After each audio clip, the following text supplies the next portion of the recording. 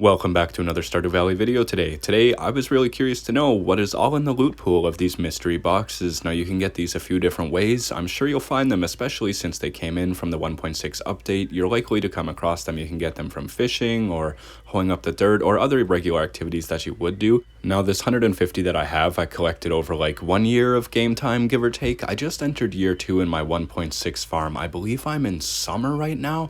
It's been about a week since I've been off work. I don't remember if I was at the end of summer or early fall, but either way, it's going really good. So far, the progress is great. You know, I'm almost married. It's almost time for Grandpa's review as well. At the end of the second year, right? On the dawn of the third year, he comes and does his review and whatever.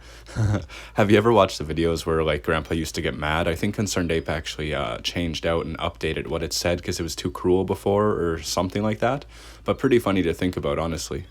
Now already we've got a pretty good loot pool going on, a variety of food, some bombs, fertilizers, spicy eels, a nice catch. The golden pumpkin as well is pretty awesome, because I think the only way you can get those is the Halloween fair, right? Or maybe even the Stardew Valley fair, I don't remember, but either way, pretty neat that it has all these items that normally you couldn't get, even books, which are super useful, by the way.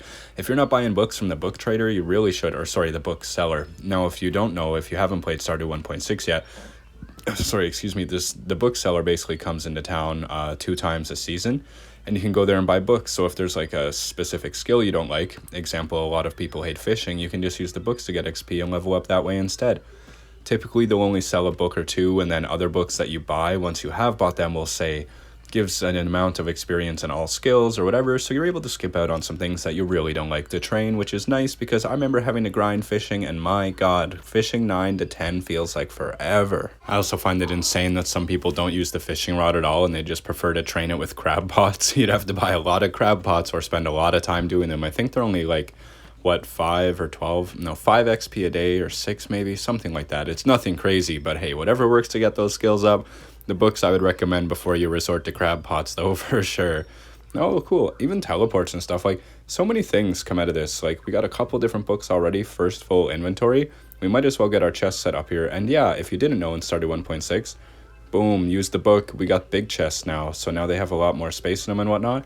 Might as well use all the books, but when you use them, this is what happens. It tells you that you learned about a new, learn new things, and then basically what'll happen if you level up, it also added into the game, or I should say Concerned Ape added into the game. It'll say, you have new thoughts to sleep on, so you'll know if your skills are going to level up overnight, which is pretty cool because it didn't used to do that before. Also pretty sick that you can get saplings from this, I must say, given how expensive they are, like at the start of the game. You know, that extra bit of fruit or, you know, stuff to put in preserve jars, just extra cash in your pocket, right? So, I mean, not a bad idea. And I've been thinking about it. Yes, I'm positive you can only get the golden pumpkin from the Stardew Valley, what is it, the Spirits Eve festival? And then I don't remember, there's another festival that you can win, and if you do, instead of the usual prize, it will give you a golden pumpkin, and I don't remember what it is, but I've definitely played through it on year 2, and I'm positive that was the result, which is pretty cool. You know, you're able to get more than one a year, which is interesting, but it does replace a prize, and I don't remember what it is. Maybe it's the Stardew Valley Fair, and you can buy one and play. I don't know. It's been a long time. I haven't touched Stardew in a couple weeks now, but I'm looking to get back into it, which is why this is up today, and I decided to crack all these. And we're still getting a pretty good loot pool, I must say. Like, overall, majority of this is super useful early game. Like that. Magical rock candy. Ooh, buddy. You only get like one of those, I'm pretty sure, right? From the museum. I'm not sure about the other ways in 1.6, as I'm still learning myself. But pretty useful that you can get them out of these mystery key crates because, you know, how else would you go about it? And also new clothes, mystery outfit, that's pretty cool.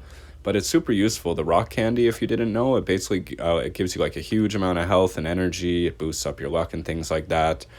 Even a treasure chest, like that's sick, man. Stuff that you normally wouldn't be able to get like this. And the magnet ring too, or sorry, correction, the glowstone ring is pretty cool because that's something that is super beneficial. Because at the start, I don't know about you, but I know I've cut down trees or, you know, picked foraged berries that I was not able to pick up because they were out of my range. I didn't have a magnet ring on, right? So yeah, oh yeah, let's get all mysteried up here. Looks fancy. I like the hat. Very top hat-esque, very fine gentleman, you know?